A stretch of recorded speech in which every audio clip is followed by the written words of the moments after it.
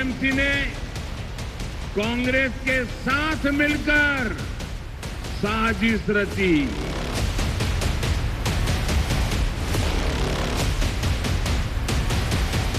महिलाओं के लिए 33% सीट सुरक्षित रखने का कानून नहीं बनने दिया।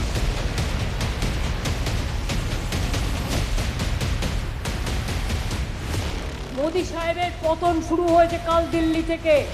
এটা মহিলা বিল নয়। মহিলা বিলের জন্য আমি 98 সাল থেকে লড়াই করছি।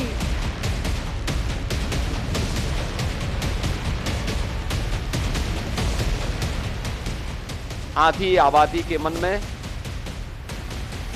विपक्ष के इस नारी विरोधी आचरण के बारे में भारी आक्रोश है।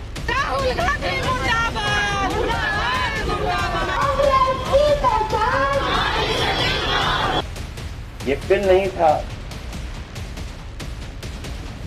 भाजपा की दरारवादी राजनीति का काला दस्तावेज था।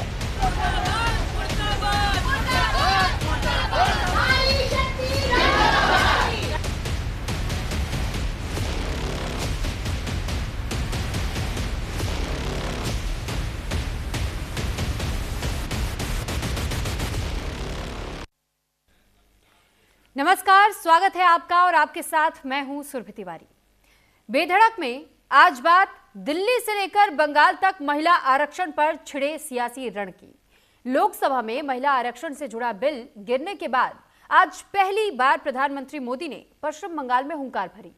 पीएम मोदी ने बंगाल के बांकुरा, विष्णुपुर, झारग्राम में और पुरुलिया में ताबड़तोड़ 4 जनसभाएं की, जहां उन्होंने टीएमसी पर जमकर के निशाना साधा। हर रैली में पीएम ने टीएमसी को महिला विरोधी बताया। पीएम ने आरोप लगाया कि लोकसभा में कांग्रेस के साथ मिलकर के टीएमसी ने आधी आबादी के खिलाफ साजिश रचने का काम किया। महिला आरक्षण से जुड़ा बिल पास नहीं होने दिया, जिस पर टीएमसी चीफ ममता बनर्जी ने भी पलटवार करने में देर नहीं की। ममता ने 2 टूक कहा, हमने महिला आरक्षण नहीं बल्कि परिसीमन का विरोध किया, क्योंकि मोदी सरकार महिलाओं को ढाल बनाकर के सत्ता में बने रहने की साजिश रच रही थी। हालांकि इस बीच बीजेपी ने महिला आरक्षण को लेकर के देश भर में विपक्ष के खिलाफ प्रदर्शन का प्लान बनाया। बीजेपी ने अपने सभी बड़े महारथियों को मैदान में उतारने का काम किया और इधर कांग्रेस भी सड़कों पर उतर आई, सरकार के मंशा पर सवाल उठा रही है। लोकसभा में 33% महिला आरक्षण फौरन लागू करने की मांग कर रही है। अब सवाल यह है कि कौन देश की आधी आबादी को गुमराह करने का काम कर रहा है, कौन महिलाओं से उनका अधिकार छीन रहा है। आज इसी मुद्दे पर होगी बात, लेकिन इससे पहले आपको दिखाते हैं खास रिपोर्ट।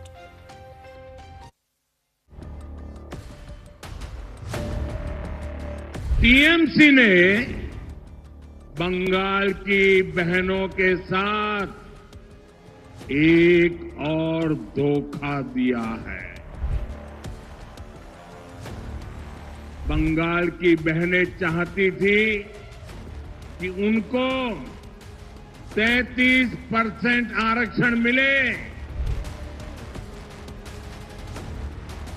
लेकिन टीएमसी नहीं चाहती थी कि बंगाल की बेटियां ज्यादा संख्या में एमएलए बने।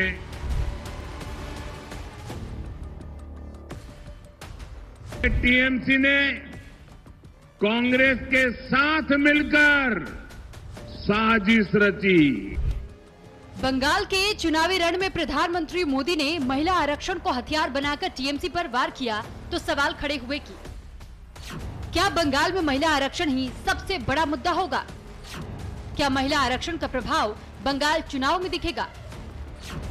क्या महिला आरक्षण के मुद्दे पर वोट पड़ेगा? क्या महिला आरक्षण बीजेपी के लिए ब्रह्मास्त्र साबित होगा?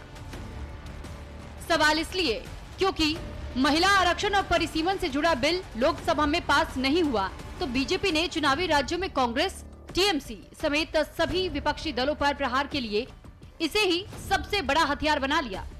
बीजेपी की महिला ब्रिगेड ने देश के कोने कोने में विपक्ष के खिलाफ जहां प्रदर्शन किया, महिला विरोधी भाजपा मुर्दाबाद, मुर्दाबाद, मुर्दाबाद, महिला आरक्षण कानून लागू करो। और आज जब प्रधानमंत्री मोदी बंगाल के सियासी कुरुक्षेत्र में उतरे तो महिला आरक्षण से जुड़ा बिल पास नहीं होने पर टीएमसी की मंशा को सवालों के कटघरे में खड़ा कर दिया। ममता बनर्जी पर महिलाओं को धोखा देने का आरोप लगाया। टीएमसी नहीं चाहती थी कि बंगाल की बेटियां ज्यादा संख्या में एमएलए बने, ज्यादा संख्या में एमपी बने, क्योंकि बंगाल की बेटियां इनके महाजंगल राज को चुनौती दे रही है। इसलिए टीएमसी ने कांग्रेस के साथ मिलकर साजिश रची और इन्होंने महिलाओं के लिए 33% सीट सुरक्षित रखने का कानून नहीं बनने दिया। बंगाल में महिला आरक्षण का मुद्दा उठाकर प्रधानमंत्री मोदी ने चुनावी एजेंडा सेट कर दिया। टीएमसी को घेरने के लिए, महिला वोटरों को बीजेपी के पाले में लाने के लिए बड़ा दांव चला, लेकिन पश्चिम बंगाल की मुख्यमंत्री ममता बनर्जी ने भी पलटवार करने में देर नहीं की। মোদি সাহেবের পতন শুরু হয়েছে কাল দিল্লি থেকে। এটা মহিলা বিল নয়। মহিলা বিলের জন্য আমি 98 সাল থেকে লড়াই করছি। এই বিলের মধ্যে নিয়ে এসেছিল দেশকে ভাগ করার কথা, বাংলাকে ভাগ করা সহ সব রাজ্যকে ভাগ করার কথা।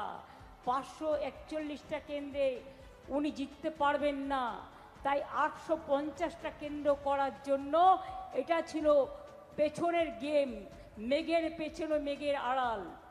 তাই কালকে আমি ইলেকশন থাকা সত্ত্বেও আমার 21 জন এমপিকে পাঠিয়েছিলাম। তার কারণ ওটা আমাদের কাছে ইম্পর্টেন্ট ছিল।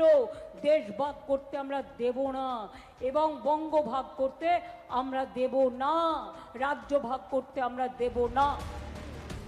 सिर्फ इतना ही नहीं, ममता बनर्जी ने प्रधानमंत्री मोदी के देश के नाम संबोधन पर भी सवाल खड़े किए। उन्होंने सोशल मीडिया पर पोस्ट कर लिखा, ये बेहद दुर्भाग्यपूर्ण है कि प्रधानमंत्री ने देश को ईमानदारी से संबोधित करने के बजाय गुमराह करने का विकल्प चुना। मुझे इसे रिकॉर्ड पर रखने दीजिए। टीएमसी ने हमेशा महिलाओं के लिए उच्च राजनीतिक प्रतिनिधित्व की वकालत की है। हमारे पास संसद और राज्य विधानमंडल दोनों में महिला निर्वाचित प्रतिनिधियों का अनुपात सबसे अधिक है। लोकसभा में हमारे निर्वाचित सदस्यों में से 37.9% महिलाएं हैं। राज्यसभा में हमने 46% महिला सदस्यों को नामांकित किया है। महिला आरक्षण का विरोध करने का सवाल ही नहीं उठता और न ही कभी उठा है। सवाल आधी आबादी का है, जो चुनाव में गेम चेंजर साबित होती रही है। महिलाओं का वोट जिधर गया उसने सत्ता पर राज किया। हर सियासी दल खुद को महिला हितैषी साबित करने में जुटा है। बीजेपी ने तो महिला आरक्षण के मुद्दे पर अपने सभी बड़े महारथियों को चुनावी मैदान में उतार दिया। वो लोग जो ये नारा देते थे कि लड़की हूं, लड़ सकती हूं, वो बेटियों की इस लड़ाई को छोड़ के भाग खड़े हुए और वो कह रहे हैं कि लोकतंत्र की जीत हुई है। मैं आपसे पूछना चाहती हूं कि बेटियों की हार में लोकतंत्र की जीत कैसे हो सकती है? महिलाओं के अधिकारों को रोका है, उनकी भागीदारी को नीतियों में और देश के तमाम कार्यक्रमों में संसद और विधानसभाओं में होनी थी। उन्होंने कुठाराघात किया है। ये महिला विरोधी हैं। बहनों के साथ, बहनों की इज्जत के साथ खेलने का घटनाक्रम पार्लियामेंट में जो हुआ है, सारे दुशासन, सारे दुर्योधन, सारे कौरव पक्ष के लोग जिस प्रकार से वो उस घटना के अंदर हिस्सा ले रहे थे, वो हमारे लिए अत्यंत कष्टकारी है। नारी शक्ति के आरक्षण का अपमान हुआ, धोखा हुआ। लोकतंत्र के इतिहास में ये पहली घटना थी जब कांग्रेस, तृणमूल कांग्रेस, डीएमके और समाजवादी पार्टी जैसे लोग खुशी मना रहे थे। बीजेपी की रणनीति साफ है। महिला आरक्षण के मुद्दे पर जनता के बीच जाएंगे। कांग्रेस समेत सभी विपक्षी दलों को बेनकाब करेंगे। लेकिन कांग्रेस भी इस मसले पर सरकार को घेरने के लिए हर दांव चल रही है। आज दिल्ली में कांग्रेस की महिला कार्यकर्ताओं ने सड़कों पर उतर करके प्रदर्शन किया।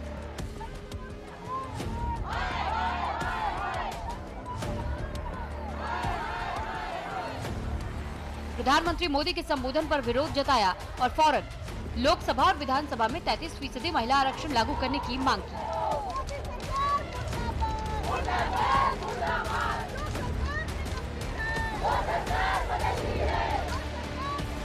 आरक्षण कानून लागू करा कर रहेंगे। 543 सीटों में हम इस आरक्षण को 33% लागू करेंगे और 180 बहनें बहुमत से चूक गए हैं। सरकार हिला देगी, आधी आबादी उतर गई है सड़कों पर, लागू करवा कर रहेंगे, बच के निकलने नहीं देंगे भाजपा को माफ नहीं किया, भाजपा को महिलाओं ने वोट नहीं दिया, इसलिए तीसरी बार बहुमत नहीं मिला मोदी जी को। खोखले जुमलेबाजी और नारेबाजी से नहीं चल। दिल्ली से लेकर बंगाल तक महिला आरक्षण पर रण छिड़ा है, सियासी गलियारा तप रहा है, लेकिन सवाल है कि देश की आधी आबादी का हक कौन छीन रहा है, कौन महिलाओं को गुमराह कर रहा है, और सवाल ये भी कि महिला आरक्षण पर अब आगे क्या होगा। Bureau report, news India.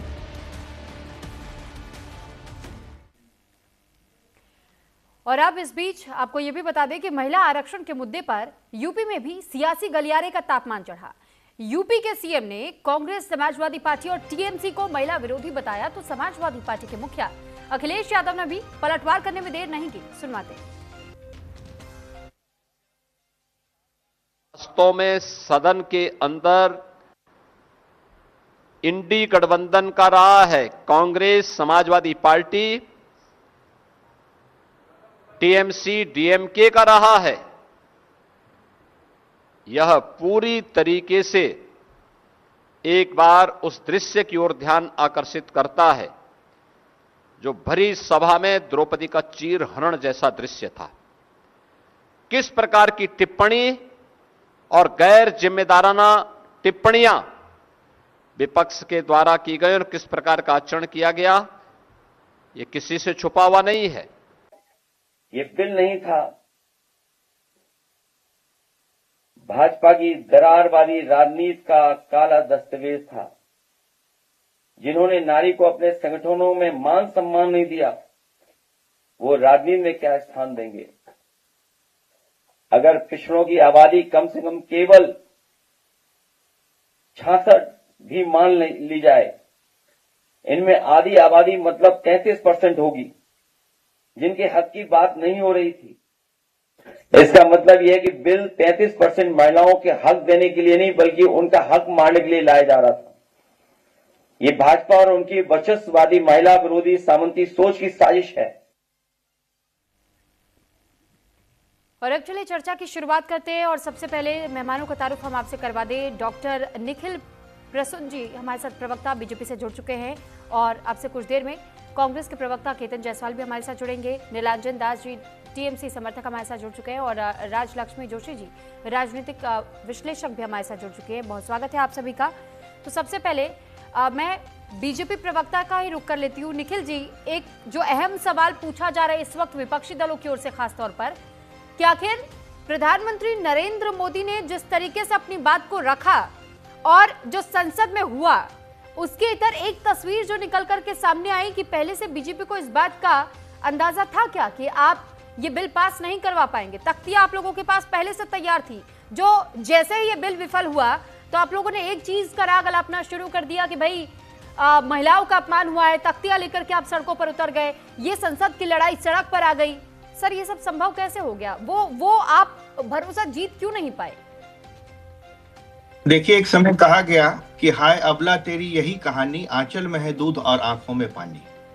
फिर यह भी कहा जयशंकर प्रसाद ने, जे नारी तुम केवल श्रद्धा हो, विश्वास रजत नभ पगतल में, पीयूष स्रोत सी बहा करो जीवन के सुंदर समतल में। तो भाइयों और बहनों, जो मैं एक दर्शक के रूप में इस कार्यक्रम को देख रहे हैं, आप सबों से, खासकर महिलाओं से प्रधानमंत्री महोदय ने माफी मांगी विपक्ष के उस आचरण की वजह से जो प्रधानमंत्री के नेतृत्व में एनडीए गठबंधन ने एक युगांतरकारी परिवर्तन का सूत्रपात करने के लिए जो महिला आरक्षण जो विधेयक है उसमें जो संशोधन के लिए यह प्रस्तावना दी थी, उसे विपक्ष ने गिरा करके न सिर्फ महिलाओं का अपमान किया है बल्कि करोड़ों महिलाओं के स्वप्न को चकनाचूर कर दिया है। देखिए, आज अभी जो योगी आदित्यनाथ जी कह रहे थे, बिल्कुल अक्षरशः सत्य है कि एक तरह से जिस तरह महाभारत की सभा में द्रौपदी का चीरहरण हो रहा था और सारे विपक्षी दल अट्टहास लगा रहे थे, वैसा ही दृश्य कुछ उपस्थित हुआ था। देखिए, विपक्ष ने अपना मन बना लिया था, ऐसा प्रतीत हो रहा था, क्योंकि आपने देखा कि वाद विवाद के दरमियान जिस वक्त माननीय गृह मंत्री ने यह भी कहा कि अगर कुछ शब्दों को लेकर के, कुछ वाक्यों को लेकर के विपक्ष को आपत्ति हो तो 1 घंटे का अंतराल लिया जा सकता है और उसमें जो हमारा जो यह उसमें उनकी प्रतियां उनको समाहित कर उसकी प्रतियां बांटी जा सकती हैं। उसके बावजूद भी विपक्ष ने एक तरह से गोल पोस्ट चेंज करने का काम किया। प्रधानमंत्री जी ने कहा कि गारंटी शब्द की अगर बात हो उसे हम उसमें संलग्नित कर सकते हैं, 50% या सीटों की जो बढ़ी हुई संख्या उसे उसमें समाहित कर सकते हैं। उसके बावजूद भी विपक्ष पूरी तरह से डिटरमिन्ड था कि इस बिल को, इस संशोधन जो है, यह विधेयक को पारित नहीं होने देंगे और इससे इसका महिला विरोधी चरित्र उजागर होता है। पिछले 50 वर्षों से यह लटका चला आ रहा है। यह 1971 में जो है सो परिसीमन हुई, 1976 में उसे एक 42वें संविधान संशोधन के वजह से जो प्रस्तावना में किया गया था, जिस वक्त इमरजेंसी लागू था, उस वक्त पिछले दरवाजे से फ्रीज कर दिया गया। जो जनसंख्या विस्फोट जो हो रहा है उसका बहाना बना करके और अभी तक वो फ्रीज रहा। अगर ये सरकार ये प्रस्तावित करती है कि 2011 का जो सेंसस था उसके आधार पर हम सीटों का पुनर्निर्धारण करके महिलाओं को आरक्षण देंगे, तो इससे अच्छा उपाय क्या हो सकता है? तो 2034 में अन्यथा यह लागू होती। भी तो आप लोगों ने स्वीकारी थी। सुप्रीम कोर्ट में जब मामला गया था तो 2011 के जो सेंसस को लेकर के सुप्रीम कोर्ट ने भी कहा था कि उसमें कई सारी त्रुटियां हैं, कई सारी गलतियां हैं, उसे दोबारा से कराया जाना चाहिए। सर, इसके बाद भी आप लोग मांग करते कि 2011 के आधार पर ही ये होना चाहिए। मैं ये कहता हूं कि सरकार को संवेदनशील होना चाहिए। समूचे देश में यह मांग उठी कि 2034 तक आप महिला आरक्षण लागू करिए, बहुत देर हो जाएगी, 2029 से लागू करिए। देश की महिलाओं द्वारा उठी मांग को आत्मसात करते हुए इसके अलावा कोई उपाय नहीं था। जब 1971 के सेंसस पर अभी तक 543 सीटों पर चुनाव हो रहे हैं, तो 2011 का सेंसस तो फिर भी बिल्कुल लेटेस्ट है। तो 2011 ज्यादा अच्छा या प्रासंगिक सेंसस है या 1971 का सेंसस प्रासंगिक है, जिसके आधार पर 545 सीटों पर अभी तक चुनाव हो रहे हैं? इसके अलावा कोई उपाय नहीं था। वैसे सेंसस शुरू हो गया है 2026 का। अब लेकिन सवाल यह था, केवल इतना, यह जो प्रश्न यह था कि 2026 से अगर हम लागू करें, 2034 में यह लागू कर पाते लोकसभा में। तो इस तरह सरकार ने जो समूचे देश से जो आवाज उठ रही थी उसके तत्वावधान में यह निर्णय लिया, जो कि बिल्कुल सामयिक था और सरकार की संवेदनशीलता को दिखाता है, और इसके अलावा कोई संवैधानिक उपाय नहीं था चुनाव से ठीक पहले। ठीक है निखिल जी, लौट रही हूं मैं आपके पास। अब इस बीच में मैं अपने अगले मेहमान का भी रुख कर लूं, और टीएमसी सपोर्टर हमारे साथ नीलांजन दास जी जुड़े हुए हैं। नीलांजन जी, जिस तरीके से कहा जा रहा है कि सरकार तो संवेदनशील हो रही, नीलांजन जी ये कहा जा रहा था कि सरकार तो संवेदनशील हो रही थी महिलाओं के प्रति, महिलाओं के स्वाभिमान को बनाए रखने की एक कोशिश थी, महिलाओं की भागीदारी, हिस्सेदारी को बढ़ाने की एक कोशिश थी, लेकिन महिलाओं का अपमान सीधे सीधे करने का अगर किसी ने काम किया तो वो सिर्फ और सिर्फ बाकी की अपोजिशन पार्टियां हैं। देखिए, ये जो बीजेपी पार्टी है ये अपने आप को बहुत चालू समझते हैं। ये कोई महिला आरक्षण बिल था ही नहीं। महिला आरक्षण जो बिल था वो पूरे सदन ने, उसमें विपक्ष के लोग भी थे, तृणमूल कांग्रेस भी थे, बीजेपी के लोग भी थे। वो एक स्पेशल सेशन 2023 का सितंबर में हम लोग पास कर चुके हैं। उसको बीजेपी को आंसर करना है कि क्यों उन्होंने ये 2024 का जो लोकसभा इलेक्शन था उसमें इन्होंने लागू नहीं किया। ये बीजेपी को उत्तर देना है। और ये अभी आके ये जो क्रोकोडाइल स्टीयर ये फेंक रहे हैं, मतलब ये जो इनका जो मनसा है, इनका मनसा क्या है कि हम लोग डिलिमिटेशन करेंगे। 1971 का जो सेंसस के ऊपर जो फ्रीज लगा हुआ है उसको लिफ्ट करके हम डिलिमिटेशन करेंगे, यही था उनका मनसा। और उसी के बीच वो उसके साथ वो महिला आरक्षण को जोड़ना चाहते हैं। क्यों उसको जोड़ना चाहिए? आप अभी ये जो 550 का जो संसद है, यहाँ पर आप क्यों नहीं 33% आप महिला का रिजर्वेशन कर नहीं पा रहे हैं? तृणमूल ने तो कर दिया। हमने 40% हमने टिकट दिया था अपने महिला कैंडिडेट्स को, और उनमें से 38% महिला लोकसभा में आज निर्वाचित हुए हैं। राज्यसभा में हमारा 46%। नहीं तो बीजेपी तो ये भी आरोप लगा रही है कि तृणमूल कांग्रेस खुद महिलाओं का उद्धार नहीं कर पा रही है, उनके हित का नहीं सोच पा रही है, लेकिन वो आरोप सीधे सीधे बाकी सत्ता पक्ष पर लगा रही है कि भाई सत्ता पक्ष के लोगों ने जानबूझ करके ऐसी चीजें जोड़ी जिस वजह से हमने इसका समर्थन नहीं किया। बिल्कुल, इसका समर्थन करने का कोई सवाल ही नहीं है। ये महिला आरक्षण बिल है ही नहीं। महिला आरक्षण बिल का हमने समर्थन कर दिया है, वो यूनानिमसली, सिर्फ AIADMK का 2 सांसद को छोड़ के सभी ने संसद में उसको पारित कर दिया था। ये जो बिल था, ये डिलिमिटेशन बिल था, इसका हम पूरे तौर से हम इसका खिलाफ थे। और अगर BJP wanted to bring in a delimitation, वो क्यों विपक्ष के दलों से कोई चर्चा नहीं किया? ये पूरा दिखाता है कि इलेक्शन वो हार रहे हैं। बंगाल में वो इलेक्शन हार रहे हैं, तमिलनाडु, केरला, हर जगह वो इलेक्शन हार रहे हैं। और तो आप मानते हैं कि ये बीजेपी का एक तरीके से इमोशनल कार्ड था? इमोशन का कोई सवाल ही नहीं है। ये सब कौन बोल रहा है? देखिए, ये बीजेपी है। बीजेपी रेपिस्ट लोगों को सबसे ज्यादा लोकसभा में बिठा कर रखा है। ये बोल रहे हैं मिस्टर नरेंद्र मोदी, जिनका नाम एप्स्टाइन फाइल में आया है। ये बोल रहे हैं नरेंद्र मोदी जो अपने घरवाली के साथ वो नहीं रहते। तो ये सब हम बोलना नहीं चाहते, लेकिन बीजेपी का जो मनसा है वो दिखता है, वो सिर्फ अपने सियासी जो मसला है उसको साझना चाहते हैं। नेक्स्ट टाइम वो जो 2029 का जो इलेक्शन आ रहा है उसमें वो ज्यादा से ज्यादा हिंदी बेल्ट से वो सीट जीतना चाहते हैं, इसीलिए वो लोकसभा का जो स्ट्रेंथ है उसको भी बढ़ाना चाहते था और फिर 2011 के सेंसस के ऊपर उसका डिलिमिटेशन करना चाहते थे। हम ये समझ के इसीलिए इसका पर मैं आपत्ति व्यक्त करता हूं, जिस तरह प्रधानमंत्री पर इस तरह व्यक्तिगत प्रहार नेशनल चैनल पर के ऊपर नहीं, मैं नरेंद्र मोदी के बारे में बोल रहा हूं, जिनका नाम एप्स्टाइन फाइल में आया है और इसे आप दर्ज करिए। तो हर आप मुद्दों पर बात करिए। जिन लोगों ने महिलाओं का घोर अपमान किया है, एक तरह से महिलाओं की डिग्निटी को तार-तार किया है, उन लोगों को ऐसी बात कहने का हक नहीं है। महिला आरक्षण विधेयक हमको 50 साल से लटका पड़ा था। अगर 2023 की भी बात हम मान लें, अगर 2023 ठीक है, मैं आप दोनों के पास आती हूँ, लेकिन पहले एक रिएक्शन मुझे ले लेने दीजिए सर। घस देंगे हम ये सर, एक रिएक्शन बाकी मेहमानों से ले लेने दीजिए, फिर मैं आप लोगों के पास आ रही हूँ सर। समर्थन क्या अभी लागू है? उसने कौन लाया था? लौटूंगी मैं आपके पास, आपको पूरा मौका मिलेगा, आप अपनी बात रख लीजिएगा। पहले मैं बाकी के मेहमानों का रुख होगा ना जी। चलिए, प्रधानमंत्री कुछ भी बोल के चले जाएंगे। अरे तो आप अपने गिरबान में डाल दिया 50 निरंजन जी, आप 2 मिनट आप ही चुप हो जाइए सर। प्रधानमंत्री की वजह से वो बिल पास हुआ।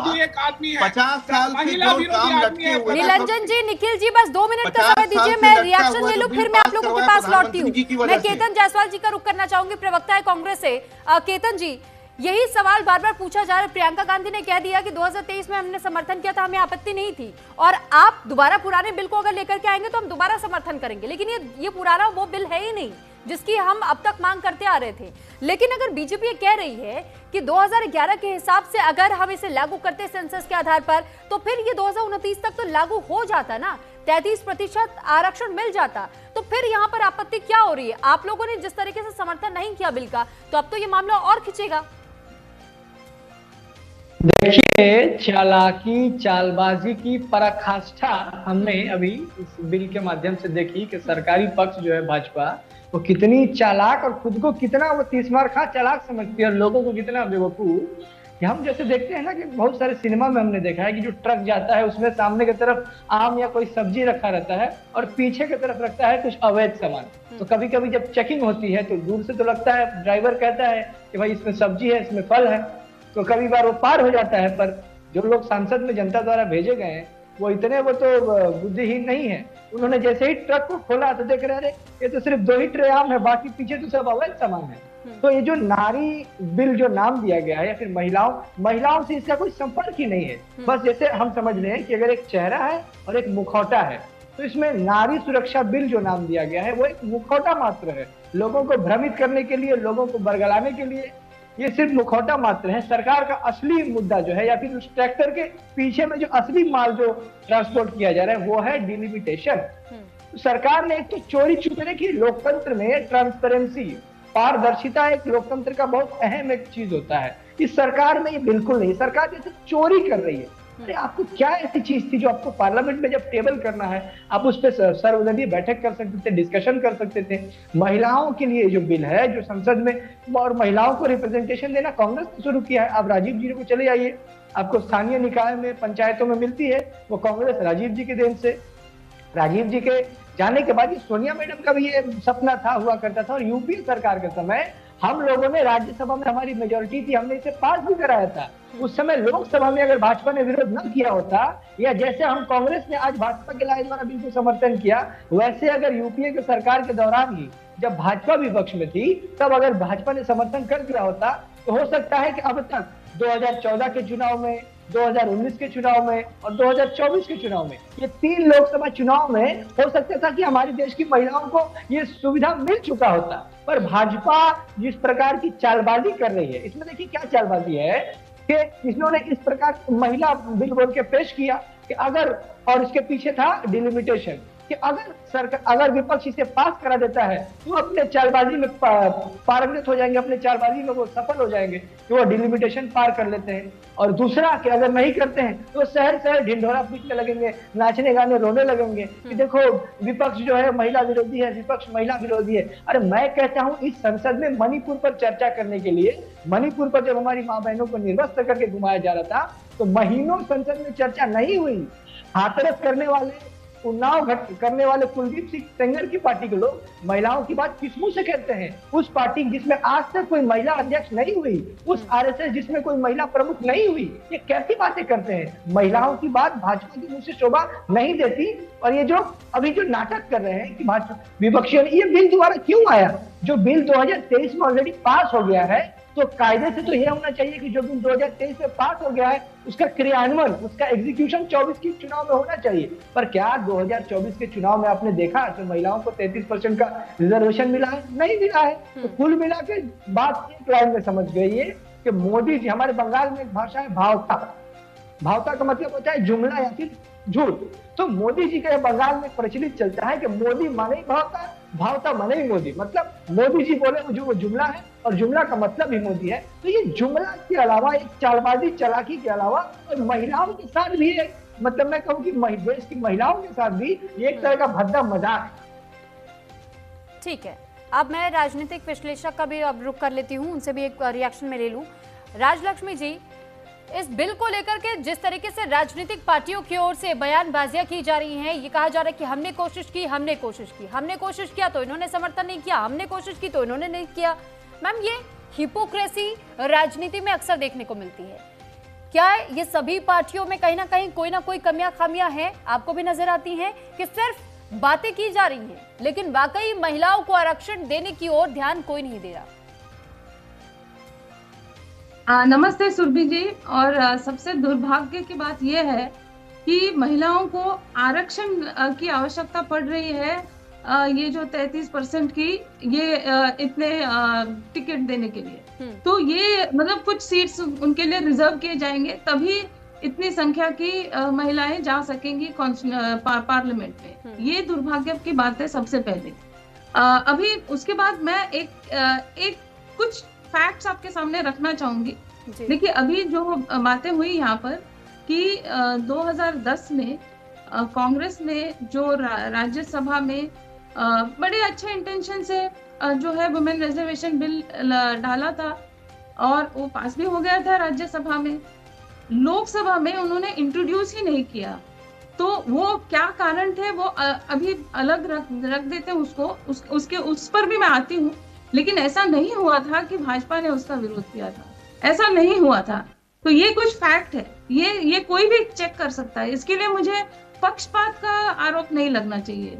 तो देखिए, इसका जो है आप इसको फैक्ट चेक कर लीजिए। तो 2010 में ये लोकसभा में क्यों नहीं आया, इसका कारण ये था कि खुद कांग्रेस के जो अलायंस पार्टनर्स हैं, उनकी जो ऑब्जेक्शंस तब थे वो आज भी उनके वही ऑब्जेक्शंस है। जो समाजवादी पार्टी और जो आरजेडी, उनके सब जो कुछ ऑब्जेक्शंस थे, उनके कारण वो उसको लोकसभा में इंट्रोड्यूस नहीं कर पाए। ठीक है, दुर्भाग्य से वो तभी हुआ नहीं। तो 2023 में तो हो गया था पास। तो 2024 में भाजपा ने क्यों नहीं उसको लागू किया, क्यों इम्प्लीमेंट नहीं किया?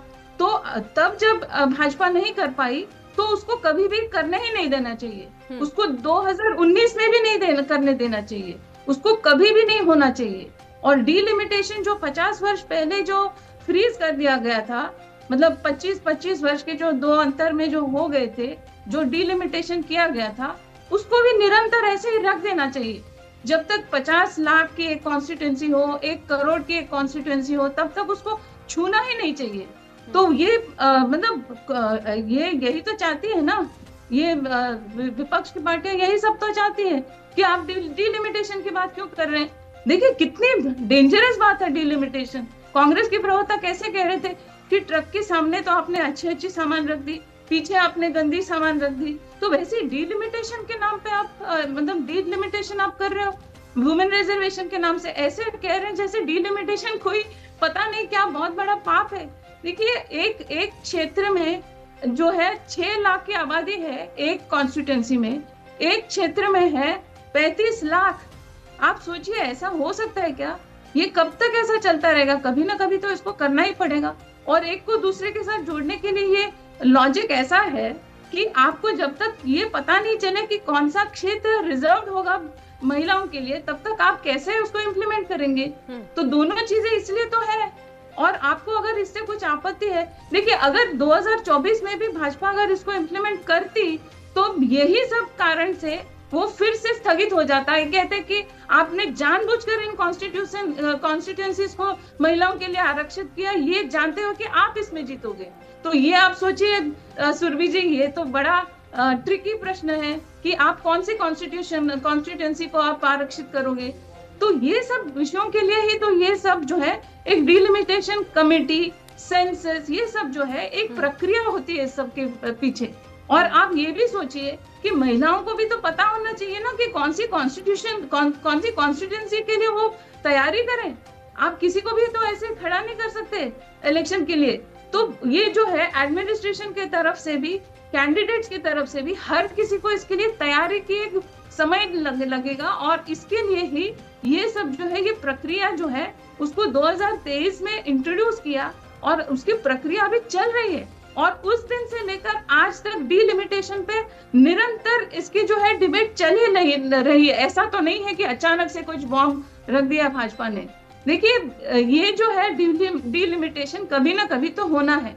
और मुझे लगता है कि भाजपा ने बड़ा दिल रखकर उन्होंने जो है एक प्रपोजल दिया था कि जो सभी राज्यों को 50-50% बढ़ाकर दे दिया जाएगा जो सीटें हैं, ताकि किसी को भी कोई भी नुकसान नहीं हो। और आप सोचिए कि 2026 की अगर सेंसस हो और उसमें जो पॉपुलेशन की जो डिस्क्रिपेंसी होगी, उसमें ऐसा होना ही है कि दक्षिण के जो राज्य है उसमें बहुत कम आपको मिलेगा पॉपुलेशन, और कुछ राज्य जो है उसमें और ज्यादा मिलेगा।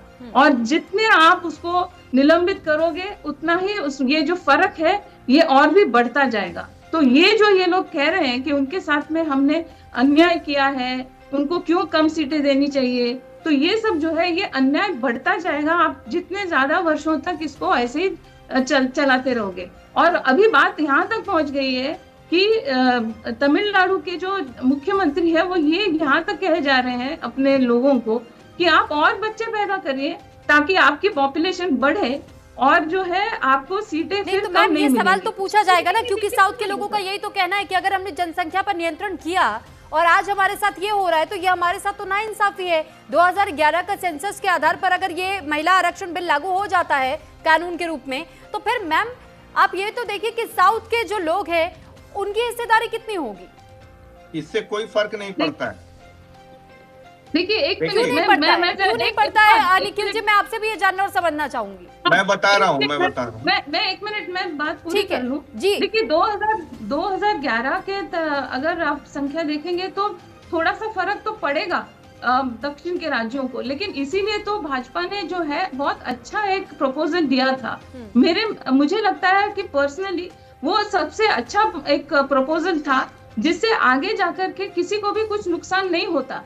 और उसको एक्सेप्ट अगर कर देते तो कुछ भी अगर छोटी मोटी जो भी डिफरेंसेस होती उसको आगे जाकर उसको सुलझाया जा सकता था। लेकिन आज जो इन्होंने कर दिया तो ये है कि ये 2023 में ये तो बिल पास ही हो गई है, तो अभी इसके साथ में डिलिमिटेशन और सेंसस तो जुड़ा हुआ ही है, तो फिर तो वो होना नहीं है। तो ये जो है इन्होंने नुकसान कर दिया है जो है दक्षिण के राज्यों को, न कि उनके साथ खड़े हुए हैं। और इन्होंने ये पता नहीं है कहाँ से ये क्या पॉलिटिकल नीलंजन दास जी भी कुछ कहना चाह रहे काफी देर से। मैं आ रही हूँ आपके पास नीलंजन जी। देखिए मैं एक लाइन, देखिए अच्छा बोलिए। देखिए ये जो बोल रहे हैं कि इसको ये लिंक्ड है, ये डिलिमिटेशन ये सब और सीट का बंटवारा ये सब लिंक्ड है वुमेन्स रिजर्वेशन के साथ। ये क्यों लिंक्ड होना है? क्यों हमको गिनौनी करनी है इसके पहले कि उनको आरक्षण दिया जाए? ये क्यों है? ये हमको समझ नहीं। और देश के किसी भी जो भी सेम थिंकिंग इंडिविजुअल है, किसी को ये समझ में नहीं आएगा, क्योंकि हर एक जगह पर 50% महिला है, 50% पुरुष है, ये तो क्लियर है। तो किसी भी सीट को आप महिला के लिए रिजर्व कर सकते हैं और फिर उसको रोटेशन भी कर सकते हैं, इसमें कोई प्रॉब्लम नहीं है। ये अभी का जो 550 का जो पार्लियामेंट है, यहाँ पर ये आरक्षण किया जा सकता था, 2024 में किया जा सकता था। भाजपा ने ये ऐसा नहीं किया क्योंकि ये महिला विरोधी है। तृणमूल ने तो करके दिखा दिया, 2014 में भी हमने किया था, 19 में भी किया था और 24 में भी हमने किया है। हर एक लोकसभा में हमने 33% से ज्यादा महिलाओं को सांसद के रूप में उनको जितवाया है। सिर्फ उनको कैंडिडेसी नहीं दी है, उनको जितवाया है। तो यहाँ से ये एकदम क्लियर हो जाता है कि ये जो इनका एक्सक्यूज है, ये सिर्फ अपने डिलिमिटेशन को ये करना चाहते हैं। देखिए आप, हम क्लियरली बता देते हैं, ये जो 1971 का सेंसस के ऊपर जो उसके बेसिस में ये जो डिलिमिटेशन हुआ था, इसके साथ छेड़खानी करने का जो भाजपा का मनसा है, उसका तृणमूल कांग्रेस और ये ऑपोजिशन अलायंस कंप्लीटली इसका विरोध में है। We want that freeze to continue. We want it. और अगर आपको स्टेट में ज्यादा कुछ सीटों का आपको बंटवारा करना है तो विद इन द स्टेट आप नंबर ऑफ कॉन्स्टिट्यूएंसीज उनका बॉर्डर को आप जेरिमेंडरिंग कर सकते हैं, उसमें कोई प्रॉब्लम नहीं है। लेकिन एक सीट का जो स्ट्रेंथ है लोकसभा में, उसके साथ कोई छेड़खानी नहीं चलेगा, ये हम कतई नहीं होने देंगे। देखिए पहली बात ये है कि भारतीय जनता पार्टी के करीब करीब 31 लोकसभा की महिला सदस्य हैं और 163 एमएलएज हैं पूरे भारतवर्ष में, और किसी भी पार्टी के परसेंटेज प्रोपोर्शन के मुकाबले में कम नहीं है। तो भारतीय जनता पार्टी ने एप्रोप्रिएट रिप्रेजेंटेशंस दिया है महिलाओं को, अपने एमपीज को और एमएलए को टिकट दिया। दूसरी बात ये है, बात सुनिए, अभी तक 3 बार जो है ना, 3 बार जो है सेंसस हुआ, उसके आधार पर डिलिमिटेशन हुआ स्वातंत्र्योत्तर भारत में। 1951 में, 1961 में, 1971 में सेंसस हुआ और उसके 1-2 साल बाद डिलिमिटेशन का एक्सरसाइज हुआ। क्या ये गैर संवैधानिक था? उसके आधार पर जो सीटों का निर्धारण हुआ, क्या ये गैर संवैधानिक था? और पूर्वी भारत में नहीं, आप सुन लीजिए, ये आप लोगों को गुमराह करने का कोशिश करते हैं। पूर्वी भारत में पॉपुलेशन का कंट्रोल हुआ है, पॉपुलेशन का कंट्रोल हुआ है। नॉर्थ इंडिया में आप लोग नहीं कर पाए हैं, ये आपका प्रॉब्लम है। पूरी बात को सुनिए, उन लोगों को कॉन्डम और कॉन्ट्रासेप्टिव देना चाहिए। सुनिए, आप बताइए, नहीं इस तरह से नहीं डिबेट चलेगी। आप शांत रहिए, पूरी बात सुनिए, मैं सुन रहा था। देखिए अभी तक जो भी 3 बार सेंसस हुआ, उस बार डिलिमिटेशन, उसके बाद फ्रीजिंग कर दिया गया 1976 में 42वें संविधान संशोधन विधेयक, जो कि गलत था, मैं ऐसा मानता हूं। दूसरी बात यह है, 2011 का सेंसस को हम यूज कर रहे हैं, ये लेटेस्ट डेटा है, उसके बावजूद भी एक ऐसा प्रस्ताव आया कि अगर हम प्रोपोर्शनेट सीट्स को इंक्रीज कर देते हैं, जिसे कि विपक्ष ने अभी मानने से इनकार कर दिया, जो ओवरऑल परसेंटेज ऑफ सीट्स उतनी ही रहेंगी, चाहे वो दक्षिण भारत की रहे चाहे उत्तर भारत की रहे। अभी जो ये संशोधन आया था, प्रोपोर्शनेट इंक्रीमेंट ऑफ सीट्स में, जितने एक तरह से सबके लिए भला होता, जो नवोदित, जो एक तरह से जो राजनीतिज्ञ हैं, जो कि अपना रिप्रेजेंटेशन चाहते हैं, जो युवा है, उन्हें भी मौका मिलता, महिलाओं को मौका मिलता, और जो पॉपुलेशन में जो जनसंख्या में जो बढ़ोतरी हुई है, उसे भी हम लोग फैक्टर इन कर सकते थे। इससे हर वर्ग को फायदा होता, हर राज्य को फायदा होता। तो इससे अच्छा सॉल्यूशन जो अभी इस संशोधन विधेयक में आया था, बिल्कुल नहीं हो सकता था। देखिए इससे पुरुषों को भी फायदा होता। इम्प्लीमेंट कर रहे हैं, ये आप सवाल का उत्तर दीजिए। आप इसीलिए नहीं कर, सुनिए, आप ये बताइए कि ये 1971 के आधार पर अगर केरल में 20 सीट है और उत्तर प्रदेश में 84 सीट है, उस हिसाब से तो ये भी डिस्क्रिमिनेटरी हो गया। नहीं, कैसा डिस्क्रिमिनेटरी है? केरल ने अपना पॉपुलेशन कंट्रोल किया है, यूपी ने नहीं किया। यूपी का प्रॉब्लम है। आप सुनिए, आप स्वतंत्र भारत प्रॉब्लम है, जब से राज्यों का परिसीमन हुई है, ये प्रॉब्लमेटिक, ये निखिल जी, जो है निखिल जी 1865 में हुआ एक मिनट, निरंजन जी मैं आपके पास लौट रही हूँ। निखिल जी आपने ये जो बात कही है, देखिए प्रियंका गांधी ने भी एक बात कही थी स्पष्ट तरीके से। निखिल जी, प्रियंका गांधी ने भी ये बात कही थी और ये कहा था कि 543 जो सीटें आप उसमें से आरक्षण देने की बात कही है ना, उसमें से आप आरक्षण क्यों नहीं दे पा रहे? आप महिलाओं को आरक्षण देने की बात करते हैं, सीटें बढ़ा करके, सीट बढ़ा करके भी आप भीख दे रहे हैं क्या महिलाओं को? भीख देने का काम कर रहे हैं। आधी आबादी आप कहते हैं, आधी आबादी का जिक्र आप इस तरीके से करेंगे 33%, लेकिन एग्जिस्टिंग सीट्स पर नहीं देंगे, हम सीट्स बढ़ा करके 33% देंगे। तो आप आधी आबादी को आधा दर्जा कैसे दे रहे सर? बिल्कुल दे रहे हैं। मैं ये कहता हूं कि हर व्यक्ति के वोट का मूल्य बराबर होना चाहिए। सर अगर वोट का मूल्य बराबर होना चाहिए तो 2011 के सेंसस आप कैसे लागू कर सकते हैं, जब 2011 में सर जो सेंसस सुप्रीम कोर्ट ने कमियां निकाली थी? सर 2011 के सेंसस रिपोर्ट में अगर सुप्रीम कोर्ट की ओर से कमी निकाली गई, उसे रद्द करने की बात कही गई, आप उसे कैसे लागू करने की बात कर सकते हैं सर कि उसके आधार पर हम परिसीमन करवा देंगे और उसके बाद हम सीटें तय करेंगे? मैं प्रूफ बिल्कुल 543 में करना क्यों नहीं उचित है, इसे मैं बताता हूँ। देखिए, हर व्यक्ति का मत बराबर है, लेकिन अगर 30 लाख के कॉन्स्टिट्यूएंसी पर एक सांसद चुना जाता है तो मैं जिस सांसद को चुनता, अगर वहां 30 लाख लोग हैं उस संसदीय क्षेत्र में और किसी संसदीय क्षेत्र में 1 लाख व्यक्ति है, तो मेरे मत का मूल्य उसके बराबर नहीं है। अरे मत का मूल्य से महिलाओं का आरक्षण का क्या सवाल है? को मैनेज करने की भी बात थी। तीसरी बात कि अभी जितनी सीटें अगर उस प्रोपोर्शन में हम बढ़ा रहे हैं तो किसी के साथ अन्याय कैसे? वो तो 543 जैसी ही हुई ना, वोट का मूल्य न कम न ज्यादा। कैसे होगा सर? उत्तर प्रदेश की आप बात करते तो सर सीधे 40 सीटें बढ़ जाएंगे। यहाँ आप कहते हैं कि सर एक सेकेंड निखिल जी, साउथ के लोगों का तो यही कहना है कि उनका परसेंटेज तो स्थिर रह जाएगा, लेकिन सर नॉर्थ में तो शेयर भी बढ़ेगा, सीट भी बढ़ेगा। जो युवा राजनीतिज्ञ हैं वो मुख्य धारा में आना चाहते हैं, चाहे वो मेल हो या फीमेल, उन्हें भी अवसर दे रहे हैं। ठीक है, ठीक है, केतन जी भी कुछ कहना चाह रहे हैं। केतन जी, मेरी सारी जो डिबेट है, जो सारी चर्चा, उसमें मुझे 2 सवाल मुझे करने हैं भाजपा के प्रवक्ता से जी, या फिर जो भी इस पैनल में हो समर्थित भाजपा के या सरकार के पक्ष, वो जवाब दे सकते हैं। पहला सब नहीं, और समर्थित लोग भी हैं, खैर अच्छा आपको मैं पहचानता हूँ, आप तो ऑफिशियल हैं। खैर तो ऐसा है कि 2 सवाल ऐसा है कि 2023 में जो बिल पास हुआ उसमें कानूनी ऐसी क्या बाधा थी या कानूनी ऐसा क्या आरक्षण था या फिर क्या ऐसी बात थी जिसने 2024 के चुनाव में इस महिला आरक्षण को कार्यकारी होने से रोका? ऐसा कोई संवैधानिक, कोई कानूनी ऐसा कोई दाव पेच था, कोई बाधा थी, वो मुझे बताएं। एक और दूसरी ये बात कि अगर आपको डिलिमिटेशन ही करनी है, अगर आपको डिलिमिटेशन ही करना है, अगर आपको लगता है कि it is very important to, तो आप ऐसे चोरी से या ऐसे पिछले दरवाजे से या फिर महिला आरक्षण के मुखौटा लगा के काम क्यों करते हैं? आप बाकायदे और स्पेशल सेशन बुला के, अभी कुछ दिन पहले, अगर आपको लगता है कि डिलिमिटेशन इतनी जरूरत था,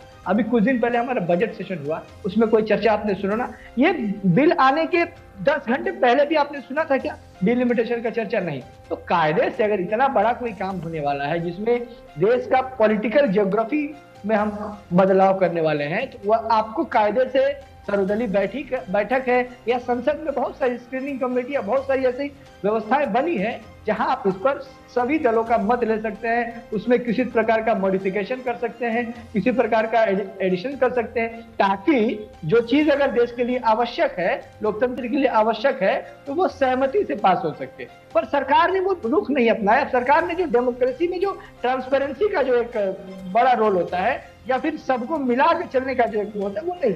इनको ऐसा लगता है कि हमारी सरकार है तो हम मालिक हैं। ये मालिक वाला जो कॉन्सेप्ट है उससे निकलना चाहिए, क्योंकि अब ये मोदी जी के वो 400 वाली सरकार नहीं है। मैं सवाल पूरा कर लूं सर, आप जवाब बेशक दीजिएगा, जवाब देने के लिए तो मैं आपको सवाल कर रहा हूँ, पर मुझे सवाल पूरा कर लेने दीजिए। तो ऐसा क्या मजबूरी ऐसी आनी पड़ी कि एन चुनाव के दौरान स्पेशल सेशन बुलाना पड़ा? ऐसा तो नहीं है कि 1 महीना पहले डिलिमिटेशन की बात इनके ख्याल में नहीं आई होगी, और ऐसा भी नहीं है कि 15 दिन या 20 दिन पहले या 1-2 महीने बाद अगर जब हमारे पार्लियामेंट का सेशन होगा, समर सेशन, तो उस समय ये नहीं कर पाएंगे। तो अचानक से ऐसी क्या आन पड़ी? ये चाहते थे, जो हो नहीं पाया, कि हम महिला आरक्षण बिल के नाम पर डिलिमिटेशन या तो पास करा लेंगे और या तो विपक्ष को हम महिला विरोधी का ठीकरा महिला विपक्ष पर फोड़ देंगे और जनता को भ्रमित करेंगे। तो खैर मेरे 2 सवाल के जवाब निखिल जी आप दीजिए। ठीक है, और इससे पहले राजलक्ष्मी जी भी बीच में कुछ कहना चाह रही थी, उनका भी रुख कर लेती हूँ, फिर निखिल जी मैं आपके पास आती हूँ, आपको पूरा समय दे दूंगी। राजलक्ष्मी जी। सुरभि जी, मैंने तभी बहुत अच्छे से प्यार से मैंने समर्थन किया था कांग्रेस का। मैंने कहा था बहुत अच्छा काम किया है कांग्रेस ने, इतने बार तो उन्होंने विमेन रिजर्वेशन बिल उन्होंने प्रस्तावित किया, लेकिन जहां पर मैंने फैक्ट चेक कर दिया तो एक छोटे से चीज का कि कांग्रेस ने जो लोकसभा में प्रपोज किया ही नहीं, तो फिर भाजपा उसका विरोध कैसे करेगी। तो वो उसका जो फैक्ट चेक है उसका वो कह रहे हैं कि मैं ये जो है समर्थक हूँ भाजपा की। नहीं, मैं तो नारी आपको नहीं कहा मैडम, आपने कहा नहीं, लेकिन नहीं तो केतन जी फिर आप इस बात पे तो बता ही दीजिए कि सर आपको और समर्थक कौन दिखाई देता है? आप यहाँ पे सर और समर्थक कौन दिखाई देता है सर? आप क्या कहना चाह रहे हैं? आपको मैं फैक्ट चेक नहीं करूं? आप इतना बड़ा झूठ बोल रहे हैं नेशनल टेलीविजन पे, झूठ बोल रहे हो, और मैं आपको यहाँ दीपांजन भी बैठे हैं, यहाँ दीपांजन भी बैठे हैं, यहाँ दीपांजन भी बैठे हैं, यहाँ दीपांजन भी बैठे हैं, उनके लिए भी कह सकता हूँ, यहाँ एंकर बैठी है उनके लिए भी कह सकता हूँ। जी, आप नेशनल टेलीविजन पे झूठ बोलोगे और मैं चुप बैठूं तो मैं कांग्रेस समर्थक बन जाऊंगी। मैं कांग्रेस समर्थक भी देखिए, नीलांजन जी तो किसी तरीके से समर्थन नहीं कर रहे ना, और ना ही आप मुझ पर ये सवाल डाल सकते हैं केतन जी, क्योंकि मैं बीजेपी से भी लगातार सवाल पूछ रही हूँ। आपने कांग्रेस ने, अरे केतन जी ठीक है, कांग्रेस की भी आदत हो चुकी है बिल्कुल बातों को गोल गोल घुमा करके अपनी बातों को सही साबित करवाने का। राजलक्ष्मी जी आप अपनी बात पूरी कर लीजिए, निरंजन जी का रुख करके फिर मुझे केतन जी निखिल जी का भी रुख करना है। देखिए, यहाँ पर आप बैठकर अगर झूठ मूठ की कुछ खबर बताएंगे, अगर आप बोलेंगे कि 2010 में भाजपा ने विरोध कर दिया था वुमेन रिजर्वेशन बिल का, कितना बड़ा झूठ है ये। क्यों आप ऐसा कर रहे हैं? आप फैक्ट पे बात करिए, आपको किसी बात की अगर आपत्ति है तो उस पे बात करिए। आप ऐसा बोलोगे तो मुझे तो फैक्ट चेक करना पड़ेगा, क्योंकि मेरा एनालिसिस जो है वो अलग तरीके से है। ये इस बात पे नहीं है कि मैं कांग्रेस की समर्थक हूँ कि भाजपा की समर्थक हूँ। ये ऐसा है कि मुझे तो देखिए विमेन रिजर्वेशन बिल से मुझे मतलब है, और आप लोगों ने जो रोका और जो आप कह रहे हो कि डीलिमिटेशन नहीं होना चाहिए, मैं आपसे एक प्रश्न पूछ रही हूँ, कितने वर्षों तक नहीं होना चाहिए? कितने वर्षों तक नहीं होना चाहिए? ये प्रश्न दोनों से है। ठीक है मैम, छोटा छोटा जवाब लेना है मैम, छोटा छोटा, क्योंकि अब लिमिटेड टाइम मेरे पास बचा हुआ है। अब मैं तृणमूल कांग्रेस के समर्थक का मैं रुख कर लेती हूँ। सर तो 1 मिनट का समय, केतन जी फिर आपके पास 1 मिनट का समय, 1 मिनट में जल्दी बात पूरी कीजिए। देखिए, अव्वल तो ये कि मैंने किसी का नाम नहीं लिया, दूसरा कि मैडम नहीं, मैं तो समझ रहा हूँ, मुझे तो इशारा, मैंने तो अभी तक जवाब ही नहीं दिया इनका। मैं जवाब देता हूँ मैडम, मैं कहाँ जवाब दे रहा हूँ इनका।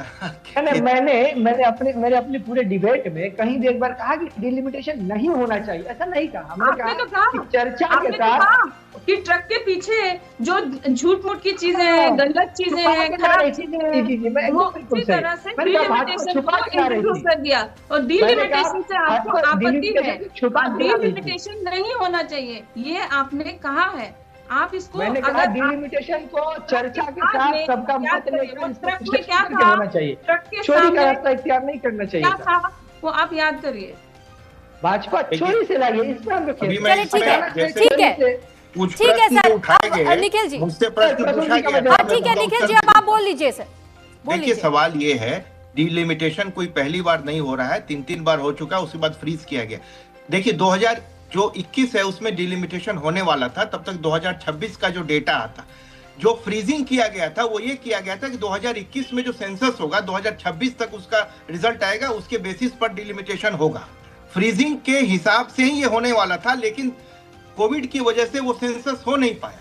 तो पिछला जो अमेंडमेंट था, पिछला 2023 में जो पास हुआ था, उसमें था कि अब जो होगा, बात तो सुनिए आप, तो सवाल इतना लंबा और जवाब मैंने सवाल 2024 में किया था, आप 24 में आएंगे, 24 में कितने हुआ? क्या चीज 24 में नहीं हुआ?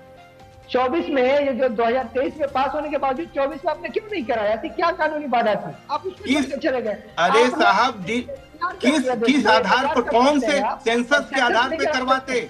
क्यों सेंसस के आधार पर करवाते? यही तो हम समझ नहीं पा रहे हैं। जनगणना आपकी नहीं थी। 1900 सुनिए, 76 में जो फ्रीजिंग हुआ था ना, फ्रीजिंग कब तक के लिए हुआ था? 50% महिला है। फ्रीजिंग जो हुआ था 2021 के सेंसस तक, उसके बाद 2000 में भी बढ़ाया गया उसको। 2021 में हुआ ही नहीं सेंसस। अरे क्या हुआ है? क्या संबंध है महिला आरक्षण से? कैसे नहीं संबंध है सेंसस से? क्या संबंध है? आप लोकसभा, सुनिए बात को, आप लोकसभा में कोई नया आरक्षण लागू कर रहे हैं किसी के लिए, तो सबको समान मिलना चाहिए और पॉपुलेशन को फैक्टर इन किए बिना आप जनतांत्रिक एक व्यवस्था में जनप्रतिनिधि को चुन रहे हैं या किसी वस्तु को चुन रहे हैं कि पॉपुलेशन का 50% वोट होते हैं। एक बात बताइए, ये आपका अक्ल में है? अरे आपके अकल में भूसा भरा हुआ है कि 1961 में 51 भरा हुआ है, 73 में थोड़ा गोमूत्र सर शब्दों की मर्यादा कोई ना खोए। सुनिए सर, शब्दों की मर्यादा ठीक रखें सर। 1951 में, 62 में, 63 में जो सेंसस के बाद जो डिलिमिटेशन हुआ, क्या वो संविधानेतर था? वो संविधान के खिलाफ था? महिला आरक्षण का क्या संबंध है? अरे जब डिलिमिटेशन को आप संविधानेतर क्यों बता रहे हैं?